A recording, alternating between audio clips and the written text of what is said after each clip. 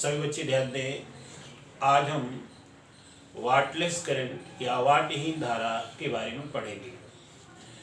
जब किसी प्रत्यावर्ती परिपथ में शुद्ध प्रेरकत्व अथवा शुद्ध धारिता होती है तो धारा और वोल्टता के बीच में 90 डिग्री का फेज डिफरेंस या कलांतर हो जाता है, जिसके कारण उसमें वाटेज का लॉस या पावर लॉस जो है वो शून्य हो जाता है। यानी ऐसे परिपथ में वाट जो है वो शून्य होते हैं, एवरेज जो है वो पावर जो होती है वो शून्य होती है। तो इन परिपथों में धारा तो चलती है परंतु वाट लॉस नहीं होता है या पावर लॉस नहीं होता है, इसलिए ऐसी धारा को हम वाटहीन धारा कहते हैं। इसी के बारे में हम आज पढ़ेंगे। यहाँ सामने आप एक चित्र देख रहे हैं। इस चित्र में ये एक ऐसे सर्किट का ग्राफ दिखाया गया है जिसमें प्योर इंडक्टर लगा हुआ है या केवल इंडक्टर लगा हुआ है, कोई प्रतिरोध नहीं है। ऐसी स्थिति में आप ये डॉटेड लाइन जो देख रहे हैं ये धारा का ग्राफ है और उसके ठीक सेंटर से गुजरने वाला ये वोल्टेज का ग्राफ है। यानी वोल्टेज और धारा के बीच में 90 डिग्री का कलांतर है।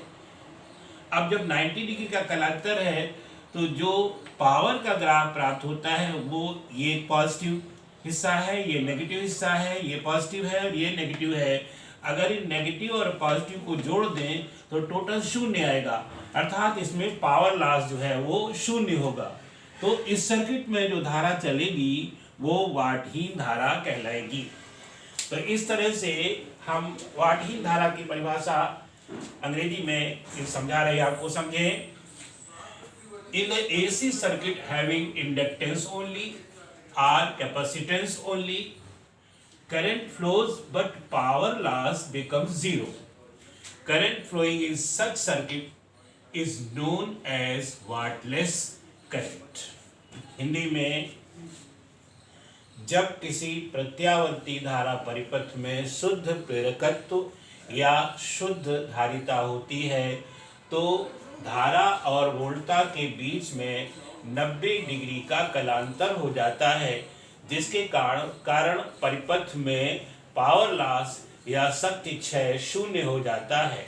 ऐसे परिपथ में धारा तो चलती है परंतु शक्ति क्षय नहीं होता है, अतः ऐसी धारा को वाटलेस करंट या वाटहीन धारा कहते हैं। सभी बच्चे समझ गए होंगे, बिल्कुल सिंपल है। ऐसा परिपथ जिसमें शुद्ध प्रेरकत्व या शुद्ध धारिता हो तो धारा तथा वोल्टता के बीच में 90 डिग्री का फेज डिफरेंस हो जाता है, जिसके कारण पावर लॉस शून्य हो जाता है।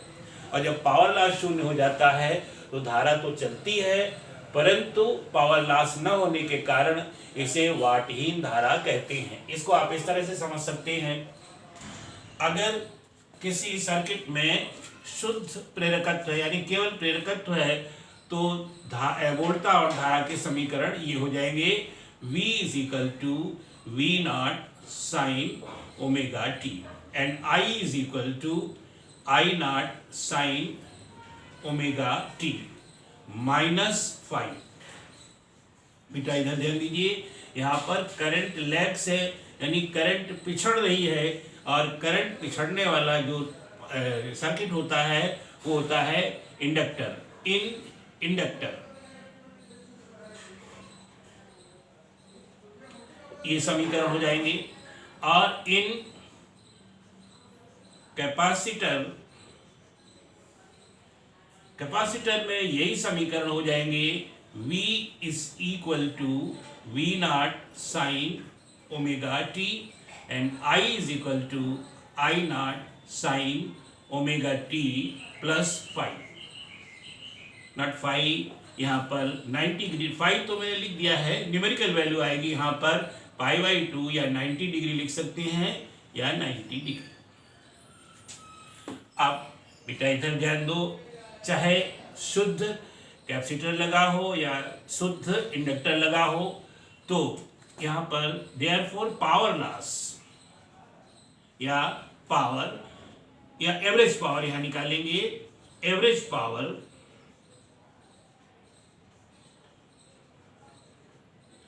P bar is equal to, सभी बच्चे जानते हैं, VRMS into IRMS into cos phi. अब यहाँ phi is equal to 90 degree, therefore P bar is equal to VRMS into IRMS into cos 90। और सभी बच्चे जानते हैं cos 90 यहाँ पर 0 होता है, यहाँ ध्यान दीजिए, because cos 90 is equal to 0। अगर ये 0 हो जाएगा, therefore P bar is equal to VRMS into IRMS into 0, और कुल मिलाकर ये 0 आ जाता है। तो इस तरह से आप देखते हैं इस सर्किट में पावर लॉस 0 हो जाता है।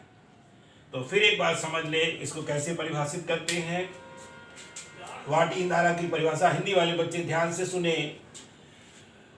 जब किसी परिपथ में केवल प्रेरकत्व अथवा केवल धारिता होती है, तो ऐसे परिपथ में धारा तथा वोल्टता के बीच 90 डिग्री का कलांतर हो जाता है। ऐसी स्थिति में परिपथ में शक्ति क्षय शून्य हो जाता है और धारा चलती है। ऐसी धारा को हम वाटहीन धारा कहते हैं। तो अब सभी बच्चे समझ गए होंगे, बिल्कुल सिंपल है।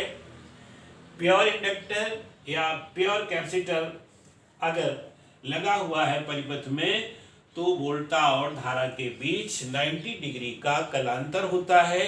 इसी कलांतर के कारण पावर फैक्टर cos फाई का मान शून्य हो जाता है, इसलिए संपूर्ण पावर यानी एवरेज पावर लॉस जो है वो शून्य हो जाता है।